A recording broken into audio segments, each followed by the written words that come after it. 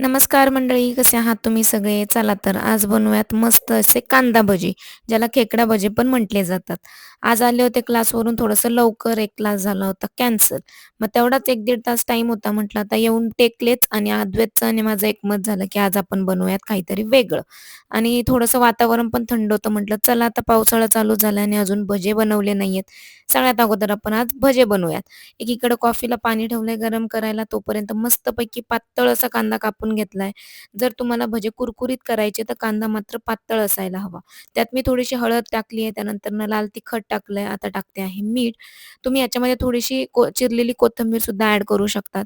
आता थोडासा ओवा हातावर काय करते, थोडासा रगडून टाकते आणि ऑलरेडी मी धनपूड टाकलेली आहे. धनपूड नसेल तर थोडेसे धने सुद्धा याच पद्धतीने हातावर रगडून तुम्ही टाकू शकता. ह्याला थोडंसं पाणी सुटतंय तोपर्यंत कॉफीची तयारी करून घेतली. तेल गरम करायला ठेवलं आणि त्यानंतर हाताने मस्तपैकी हे मसाले या कांद्याला एकजीव केले. व्यवस्थित छान मिक्स करून घ्यायचं. कांद्याला हे सगळं कोट झालं पाहिजे आणि त्यानंतर आपण याच्यात बेसन पीठ ॲड करणार आहोत. आता बेसन पीठ एकखटी ॲड करायचं नाही कधीच याच्यामध्ये. थोडं-थोडं करून ॲड करत जायचं. आपल्याला हे जे मिक्सचर आहे हे जास्त पातळ नकोय. आपण इन जनरल ज्यावेळेस भजे करतो, तर त्यावेळेस थोडंसं रनी किंवा असं पातळ आपण पीठ करतो. ह्यावेळेस आपल्याला पीठ थोडंसं असं घट्टसरच हवं आहे, कारण आपल्याला भजे कुरकुरीत करायचेत. तुम्ही बघितलं असेल याच्यामध्ये कुठल्याच पद्धतीचा सोडा वगैरे काही टाकलेलं नाहीये आणि एकदम इन्स्टंट केलेले आहेत. एक 10 मिनिटामध्ये तर भजे रेडी झालेले होते. त्याच्यामुळं सोडा टाकावाच किंवा खूप वेळ रेस्ट करू द्यावंच कांद्याला असं काही मॅन्डेटरी नाहीये. 10 मिनिटात बनवले तरी सुद्धा भजे एकदम कुरकुरीत झालेले आहेत. आता बघा या पद्धतीने थोडंसं बेसन पीठ मी ॲड केलं, ते व्यवस्थित कोट करून घेते. अजून लागलं तर पुन्हा थोडंसं बेसन पीठ घेऊन व्यवस्थित त्या कांद्याला कोट करून घ्यायचंय. पाण्याचा बिलकुल पण वापर करायचा नाहीये यामध्ये आणि अशा पद्धतीने लागेल असं थोडं-थोडं करून बेसन पीठ ॲड करायचंय आणि कंटिन्युअसली ते एकजीव करत राहायचंय.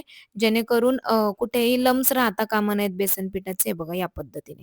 आता हे सगळं बेसन पीठ मस्तपैकी एकजीव झालेले आहे. ऑलरेडी आपलं तेल गरम झालेलंच होतं. आता मी अजिबातही वाट बघणार नाहीये. मी लगेचच भजे टाकणार आहे.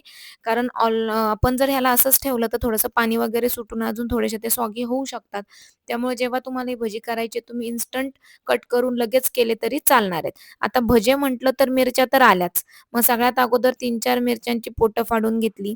गरम तेलामध्ये मस्तपैकी मिरच्या तळून घेतल्या. मिरच्या तळल्यानंतरनं त्याच्यावर मस्तपैकी बाहेर काढून थोडंसं मीठ टाकून ठेवलं आणि त्यानंतरनं सुरुवात केली भजे काढण्यासाठी. आता भजे खायचेत आणि त्याच्यासोबत मिरच्या नाही असं कसं होईल? भज्यांसोबत मिरच्या तर मॅन्डेटरी असतातच. मी हे सगळं करत होते तोपर्यंत अद्वैत वाट पाहत होता, की कधी एकदाचे भजे बनतात आणि मी खातोय. तर जोपर्यंत माझा व्हिडिओ काढून होता तोपर्यंत ऑलरेडी त्याने 1 प्लेट फस्त करून झालेली होती. चला तर आता मिरच्या काढल्यात त्यानंतरनं तेल गरम होतं त्याच्यामध्ये आता मी काय करते आपलं भज्याचं मिक्सचर सोडते. ह्याला आपण नेहमी जे भजे संद किंवा गोळे सोडतो त्या पद्धतीने सोडायचं नाहीये.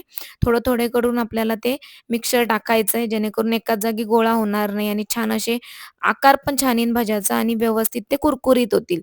थोडं-थोडं करून मिक्सचर टाकल्यामुळं काय होतात ते छान कुरकुरीत होतात. आता बघा यापर्यंत भजे आपले होतायत. अद्वैत ऑलरेडी खाण्यासाठी घेऊन गेलाय. तोपर्यंत मी माझी थोडीशी कॉफी रेडी करते. एकदा कॉफी रेडी झाली, की त्यानंतरनं तुम्हाला दाखवते, की भजे कशा पद्धतीने झालेले आहेत. खूप फुल गॅस पण करायचा नाहीये, खूप बारीकही ठेवायचा नाहीये. मीडियम फ्लेमवर कारण ऑलरेडी तुमचं तेल गरम झालेलं आहे. तेलसुद्धा आपल्याला खूप कडकडीत गरम करायचं नाहीये. लक्षात ठेवा, की तेलातून धूर येऊस्तोपर्यंत गरम करायचं नाहीये.